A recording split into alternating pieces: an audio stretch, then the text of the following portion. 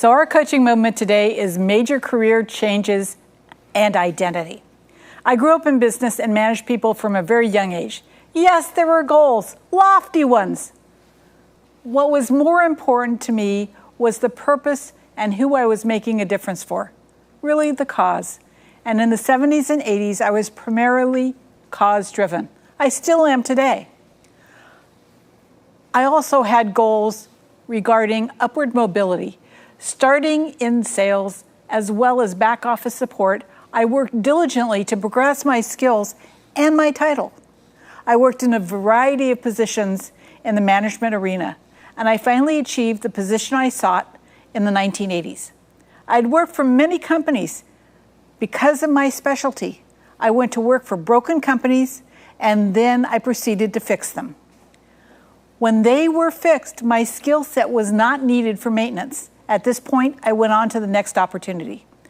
I might have had a 10 or 7-year stint here or there. On average, I fixed a poorly performing company with 18 months or less. I loved what I did and the people I supported in my work. My goal was to leave people with more knowledge than they had when I arrived. Personally, I was attached to my title or position because I felt it was who I was. Over time, my position became my identity. Fast forward to 30 years later, I was tired. We had just faced a recession of economic proportions. In 2010, unemployment in California was over at an all-time high of 2.3 million people unemployed. It was April 10th, 2010 that I walked away from a high-paying job and added myself to the unemployment statistic. In those moments, I was inspired to become a business coach so I could assist owners and executives in creating functionally healthy businesses. I was setting out on a journey to fulfill what my great-grandparents, grandparents, and parents had taught me. Wait, stop a minute. Hold the presses. That was a crisis. I just realized my position and title were worthless as I move forward. Since that was my identity, what does that mean for me? Now, this is a crisis of epic proportions. How do I move forward? Where is my credibility? Why would people listen to me? This is really, really bad. Over the next 6 months, I wrestled with this new reality. I had never been there, no experience in how to maneuver. What do I do? Well, I chose to act. I talked to people, I networked, I took classes, I got certified, I went to CEO space, I immersed myself in NLP for 16 months. I prepared myself to step into the new role of the new Doreen Milano. In taking the time to recreate my identity of who I was and not my title or job or what I was, I learned quite a bit about myself. Taking time to reevaluate is a good thing. I have skills. I have talent. My old genius morphed to be of use to me today in new and exciting ways. The shock of change makes that transition a scary thing at any age. Take stock of yourself, get support, and never give up. You are worth every moment of the movement. Coaches, teachers, parents, extended family, friends are all part of a support group assisting each of us in achieving our goals. Age does not matter in transition. It happens no matter how old we are. Take stock and recognize that you need what you need and you need to move forward. Have a great day. You're tuned into Big Ideas Small Business with Doreen Milano. Doreen brings energy, focus, and creativity with the most cutting-edge tools and systems needed to grow business, drive profits, and achieve dreams. Ready to rise? Here's your host, Doreen Milano.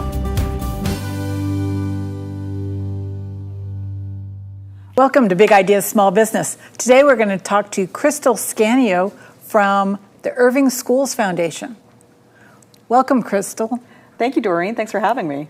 This is going to be a really exciting time because I haven't gone back to school in years. You're having flashbacks, I'm right? having flashbacks. Trust me, I'm having flashbacks. So tell us a little bit about how the Irving Schools Foundation came to be. So we have a very rich history. We were actually started in 1985, and originally we were created as the fundraising arm of the district. And back then we were 12% free and reduced lunch, a very different community than we are today. And we provided some funding to our teachers to help them with their trainings. And flash forward, we are now at 100% free and reduced lunch. The demographics have changed in our area, and Wow. we are really having to meet the needs. So we have transformed and become a totally different organization now to where we really serve the whole child. Amazing. Now, schools are a business, right? Right. And they get paid because this is a crude way of saying that, but there's a butt in a chair somewhere. Mm-hmm. And if there's no butt in the chair, they don't get money. Right. Right. And so some of our schools are really suffering because they don't have the funding to continue the process of education. Right. Right? So how does the Irving Schools Foundation help the school move that forward? Our goal as an organization is to fill that gap. So the state can only provide so much for our students. And like you said, if they're not in their seats, then the school district doesn't get paid. And a lot of our kids, like I said, we're 100% free and reduced lunch, which means that the majority or 100% of our families make less than $24,000 a year to provide for everything that their students need, including food, clothing, school supplies, Wow. Any kind of extra enrichment. So our goal is to provide that equity to where we get our kids the extras that they need to compete on a global spectrum. You know, our kids are going to go out to universities and have kids from all over the world that went to the private schools, that had the private tutors, and our kids, unfortunately, due to budget constraints, didn't have that. So that's where we come in and provide that to our students and their families. So how does that work? I mean, that's really, it's great work and it's a lot of work, but you are running on donations.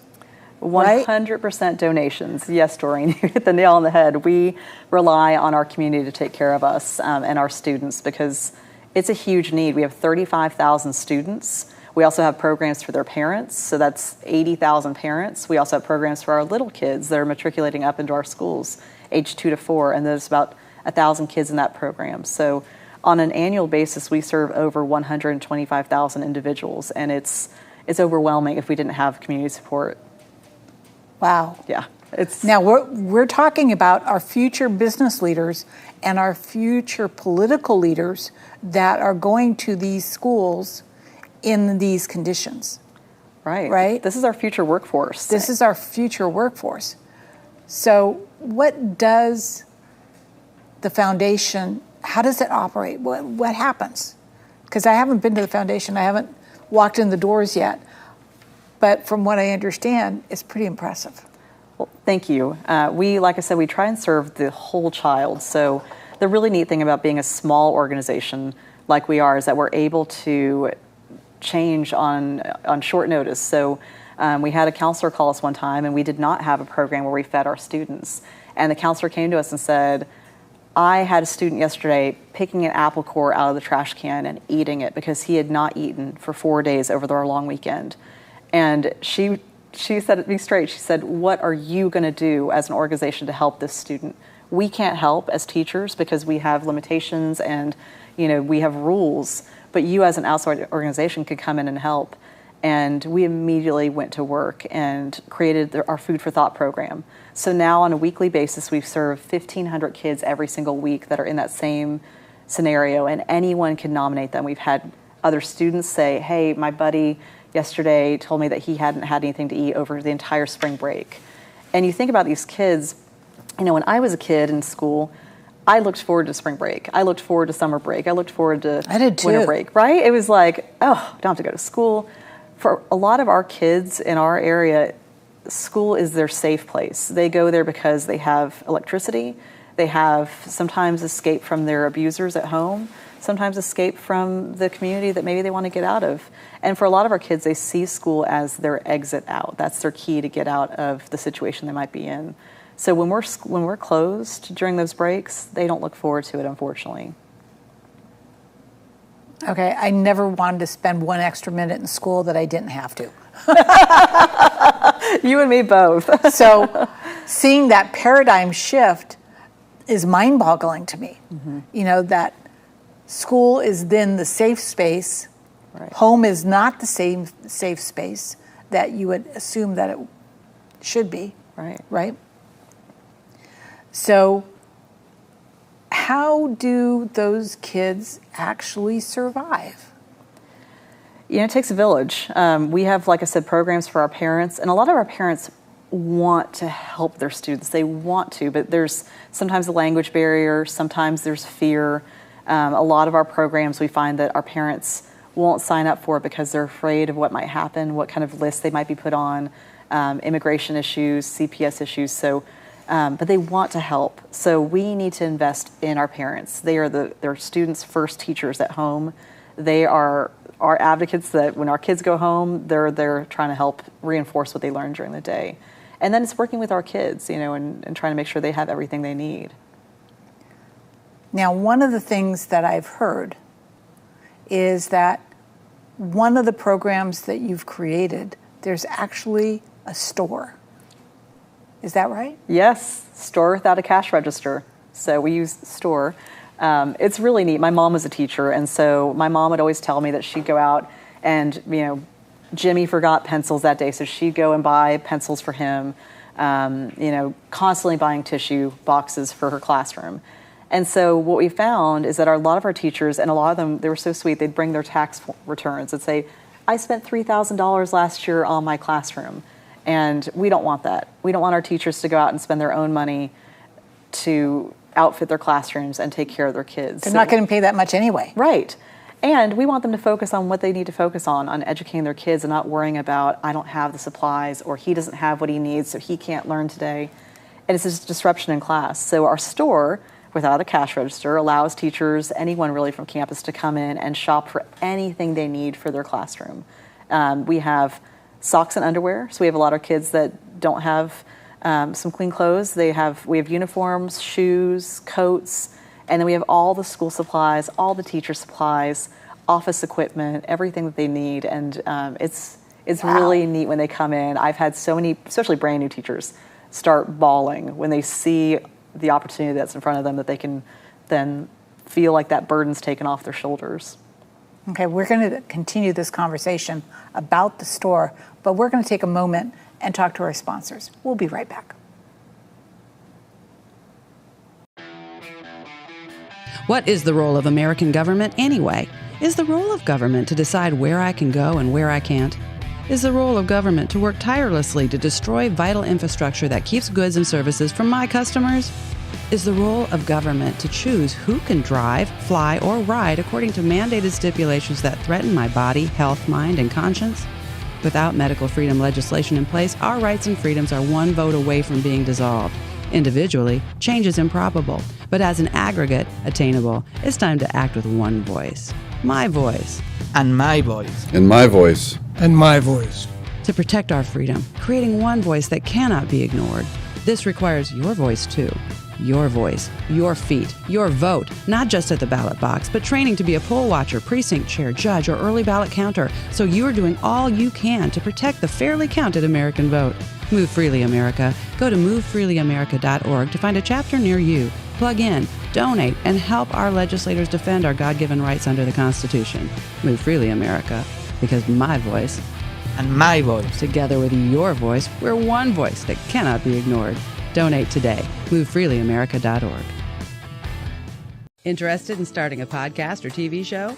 Worried about what you'll say and how to keep it engaging? Think you'd like to be a guest on podcast, radio, or TV shows? Hi, I'm Susan Hamilton, owner and founder of OBBM Network, and I would like to invite you to an OBBM media training to get the tools you need for a relaxed and polished performance you'll be proud to share. Our specialized training techniques include role play, voice training, and everything you need to deliver a confident, clear, and engaging interaction. Go to offbeatbusiness.com. Go to the calendar and register for a training that's convenient for you. Dates available now, 214-714-0495.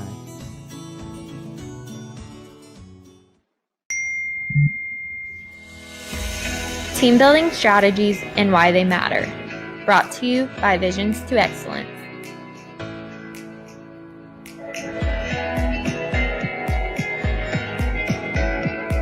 Be aware of how you work. As the leader of your team, you must be extremely aware of your leadership style and techniques. Get to know the rest of your team. Make sure you have invested the time to understand how they think and what is required to motivate them to excel beyond what is expected. Clearly define roles and responsibilities. Each of your team members' responsibilities must be interconnected and dependent upon one another. Give feedback. This should be proactive and constant. The key is communication. Acknowledge and reward. Being genuine in your recognition and respect goes a long way towards building loyalty and trust. To learn more, visit visionstoexcellence.com. Thanks for watching. Welcome back. Big Ideas Small Business, and we are talking to Crystal Scanio with the Irving Schools Foundation, and we're learning what the foundation does for the school district, right? Yeah. And specifically for the kids. Right. Right? So the school district's job is to provide an education. There are many barriers between the kid and the education. Right. Right? Right. And so the foundation's job is to remove as many of those barriers as possible? Absolutely. Is that what I'm understanding? That's what we do. Yes. Okay. Yes. So I've got that right. Mm-hmm. That's good. So in that process, you have got supplies for kids to use in school. Mm-hmm. So that takes care of one of the barriers. Right. Don't have what you need to do the job, right? Then you've got clothing for kids. Mm-hmm. Because they don't have clothes at home. Right. Right? And then there's food for kids, correct? Right. So where does all this money come from? How can you operate? We rely completely on our community, whether it's a corporation that gives to us. We have a lot of individuals, and I always tell everyone every dollar counts. And I'll give you an example. Our teachers collectively give us $350,000 every year. Some of them give us $1, some of them give us $5, some give us $20. It adds up. And what I love about that, I love to share that with people because these teachers don't make a lot of money themselves. No, they don't. And they are willing to invest their own money back into their kids because they see it. You know, they're walking the walk, they're our feet on the street, they're seeing these kids come in on a Monday after a long weekend hangry because they haven't eaten all weekend. They see our kids cutting out the front of their tennis shoes because their shoes are too small and they can't afford to buy a new pair. They see our kids struggling to compete with others when they go to national conferences and they come back and it's a matter of pride for a lot of our kids that they just don't feel like they can compete, and that's where we step in and we want to make sure that they feel proud and that they feel They've like got a normal what they need, kid. Right? Yeah. So let's be real. The environment that you and I grew up in when we were kids in the school systems is a totally different environment today. Mm-hmm. So if we think that a kid goes to school and it's like us stepping into school when we were kids, not happening, right? Right. And it hasn't been happening for how many years? It's been a while, and you know, COVID definitely threw a curveball to our campuses and our schools too, where a lot of our families were already feeling that crunch and that it just got stress, worse, didn't and it? now COVID just added so much to it. So when we're talking about taking care of what the kids need, you rely completely on donations. Yes. And when we're talking about that, I'm sure you have fundraisers that you do during the year, right? Yes, we have fun fundraisers. I think you have a golf tournament, don't you? We used to do a golf tournament. Now we do a big gala. Okay. And at our gala, we recognize different countries. So we are very proud to share that we have 96 different countries represented in Irving ISD, 56 different languages and dialects spoken. So Which is another barrier to learning. Absolutely, it's a beautiful thing, and I love the diversity in our city and in our school district. But it poses a little bit of a challenge to where our families are speaking, like I said, 56 different dialects and languages, and to be able to communicate and help their student is really a challenge, which is why those parent programs are so important. But yes, at our big gala, that's our #1 fundraiser. That's where we invite the community in for a fun night. We have entertainment. A lot of our kids do performances, and we have an auctioneer. And pre-COVID in 2019, we raised $750,000 at that event. That was our #1 fundraiser that provided funds for all of our programming. So have you had a gala since then? No. COVID and I'll speak for all nonprofits really. COVID hurt nonprofits it's been a little bit overwhelming because our need has grown.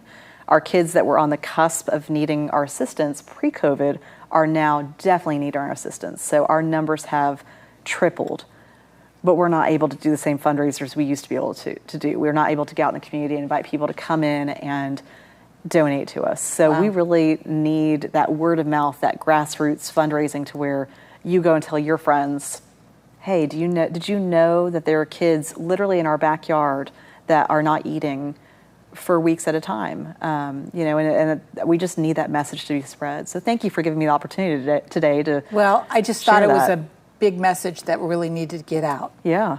And I think that is just one of the things that we as a community can do to support the future. Yes. Right? Now, one of the things that you've got going on is the the foundation has created a food pantry, is that right? Yes. Mm-hmm. And the food pantry is open to the kids. Yes, via the counselors. We allow our schools to nominate students. So if someone on the campus identifies a student as needing that service, we have our counselors, which are just our angels here on earth. They are, if you know someone that's a counselor, thank them today. They are incredible human beings. During COVID, when our kids weren't coming into the classroom, our counselors would walk the streets and find these students. We had a family that was hopping from motel to motel because of budget constraints again, and they didn't have a cell phone. This counselor found them. She went to every motel in the area and finally found the family and said, I know you need help, and delivered the groceries to them. So we are just so thankful for these counselors that have helped us with this mission. The biggest question I get asked is, why would we create a food pantry? Why not send our families to all the other food pantries in the area? And the biggest part of that is just the fear that these families have. Fear, also transportation. We bring it to them. They trust us. They know us. They know their counselors. They've worked. They don't have to stand in line. They don't have to stand in line, and we are very discreet. Everything we do is with dignity, because if I were in that situation, and it could happen to any of us tomorrow. Absolutely. I would want to make sure that my family wasn't spotlighted and, oh, that's the one that gets assistance in the classroom. We want to make sure that these kids get the help and they don't even know it. I have an intern right now that, and I'm allowed to share a story, he's told me I can, yes. That he actually received our services for years and had no idea until he started working for us, and he came to one of our programs and he was there, and we were distributing Christmas gifts to families, about 400 families that came through. And he went home to his mom and he said, Mom, we were poor. How come we never did that? We could have gotten that too. And the mom said, we did. We got it every year. But we provide the wrapping paper to the families, we provide the presents, and it gives them that pride that they are still giving something to their kids, even though they need the assistance to be able to do it. That's huge. Yeah. That's huge. So in this process, what is it that you want the community to know? Oh, a lot, Doreen. Well, go for it. Now's your time. Let's go. No. I would say the biggest thing is just that there is a need. I do hear from a lot of individuals that, I pay taxes and that takes care of, the schools. That takes care of the tables, the chairs, the basic needs. These kids need more. Again, it's our future workforce. We need to invest in them now. I've had so many talks with police officers and our police chief in Irving, and there's a direct correlation between education and crime. And if we invest in education, the crime definitely goes down, because these kids feel like someone out there Cares about them Yeah. and is willing to invest in them. So let's invest. It's the most proactive way. Invest in these kids when they're young, and we can set them on the right track, and they'll be great contributors to our society. So that's really what I want people to know, is just it's an investment now for a fabulous future. So how do people learn more? I mean, before I give to a charity, I want to know that that charity is going to be making a difference for the people that I want to support, right? So how do people know? I mean, I met you at Lysema Club and through the Rotary and through other groups, right? But if I didn't know you, I wouldn't know anything about the Irving Schools Foundation. So let's answer that in just a moment. We're going to take a commercial break right now. Team building strategies and why they matter. Brought to you by Visions to Excellence.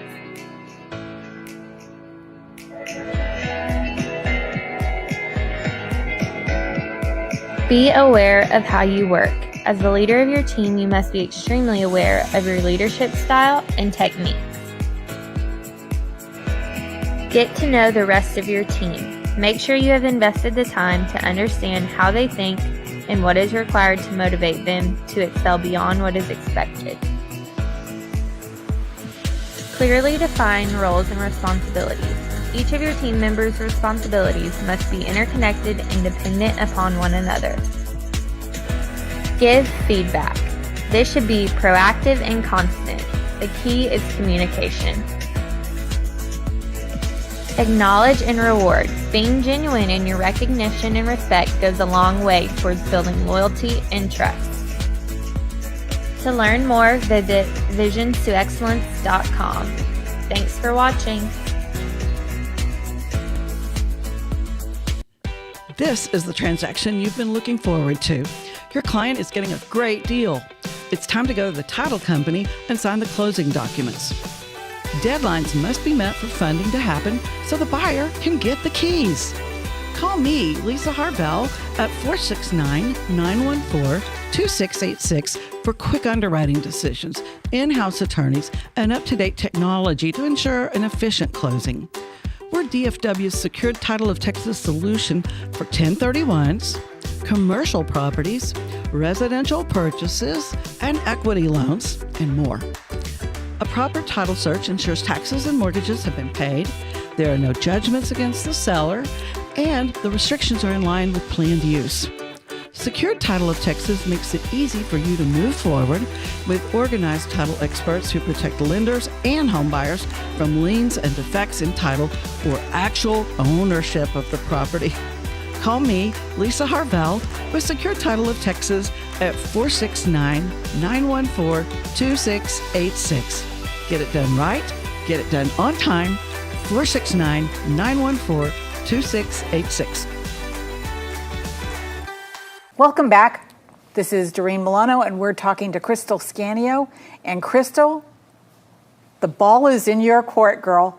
Tell us really what it is that people need to be able to make that transition to being involved, to helping the kids.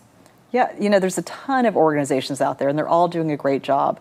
There are a lot of nonprofits, but I would say the first thing I would tell someone if they said, I want to help, I don't know where to start, I would say get involved. Go get your hands dirty, really get in there and see what they do. Now you have events to do that. We do. We invite the community to come in and help us pack bags of food for kids on the weekend. Come in and get your hands dirty. Once it touches your hands, it'll touch your heart because you'll see the real need, and it really makes that connection. We have a great warehouse that a donor actually gave us a very nice donation to be able to go out and get. We have a little store there where we sell honey, actually, that our kids produce, and other merchandise that has Irving Schools Foundation on it. That's where our C2C store is, the store without a cash register. And then we have our warehouse where we pack our food. So we love for the community to come in, and there's a constant need. So we need their time, we need their treasure, and we need their talent. And I would say just a good balance of all of those. I have a lot of people tell me, I don't have a lot of money to give. Awesome, give your time. Give your talent. Maybe you're really good at marketing. Most nonprofits are terrible at marketing because we don't have the time to do it. So help them out in that way. Great piece of advice. So how do you want, if you got the magic bullet, right? The thing that you really needed, it's time to ask for it. What is it that you need? Like I mentioned, we need people's time. That's probably the biggest thing, is we have such a big need, and we're a small staff. We have a lot of volunteers, but we need more. Every single week we are scrambling to feed 1,500 kids. That's a lot of kids. It's a lot of kids. Every single one of our programs, we need hands. We need funding. You know, it's hard to ask for it, but I'll be direct, and we need funding. All of our programs are very expensive, but they are all making such a big impact. Like I said, it's an investment. So if you have a business and you have a give back day for your employees, hook up with Crystal, have the employees support the Irving Schools Foundation. You can give money, you can give time. This is an opportunity for you to give back to your community. How can we reach you, Crystal? We can be reached, irvingschoolsfoundation.org is our website, and you can really learn a lot about what we do through that website. We're also very active on social media, Facebook, Twitter, Instagram, and LinkedIn. So please go and find us and learn more about us. And is there a phone number that we can call? Yes, 972-600-5018. That is awesome. Let's all make a commitment. Let's give back to the kids. Let's give our community the future that it needs. Call, make an appointment, come and volunteer. Do something wonderful this summer. Have a great day. I'll talk to you soon. Hey, Doreen Milano here. You already know the squeeze family businesses have in acquiring new talent. You could also be feeling that very same squeeze when it comes to growing your business and gaining new clients. What if I told you there was a way to become the employee of choice in your field? How would you like more cash flow, more clients who love you, and employees who feel great working with you and your clients? I've helped hundreds of family-owned businesses, just like yours, who are now reaping the benefits of plentiful cash flow, increased revenue in the millions, employees who love where they work, and loyal clients. I've spent over 30 years developing the tool chest and working in the corporate space, helping companies of all sizes attain maximum profitability. You are not wrong or at fault. The struggle in family business is very real.